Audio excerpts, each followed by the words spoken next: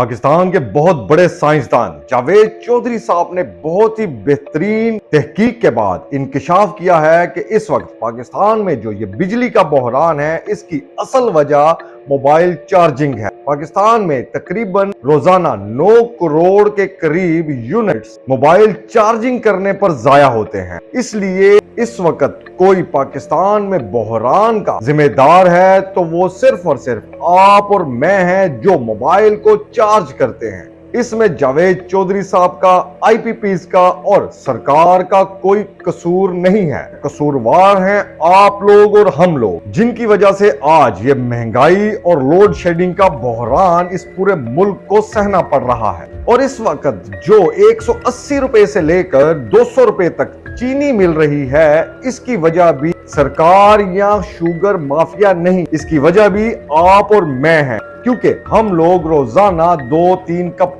چائے جو پیتے ہیں اور اس میں ہر کپ میں 2 سے 3 چمچ چینی گھول گھول کر جو مزے لے لے کر پیتے ہیں، ہم لوگ اصل وجہ ہے چینی کی مہنگائی کے۔ اس لیے ہمیں یہ چاہیے چائے یا تو پھیکی پئیں یا پھر چائے پینا ہی چھوڑ دیں، تاکہ اس چینی کی مہنگائی کے بحران سے بھی ہم آسانی سے نکل سکیں۔ ملک میں اس وقت پیٹرول 400 روپے کی بلند ترین سطح پر ہے، اس کی وجہ بھی سرکار یا پیٹرول مافیا بالکل نہیں ہے، اس کی بھی اصل وجہ آپ یا ہم لوگ ہیں جو روزانہ صبح موٹر سائیکل نکالتے ہیں اور اس میں پیٹرول ڈلواتے ہیں اور سارا دن بلا وجہ سڑکوں پر گھومتے پھرتے ہیں۔ اس کے علاوہ گاڑیوں میں پیٹرول ڈلواتے ہیں اور پیٹرول کو ضائع کرتے ہیں۔ اس لیے حکومت نے سوچا کہ پیٹرول کو بھی مہنگا کر دیا جائے تاکہ ہم پیٹرول کم استعمال کریں۔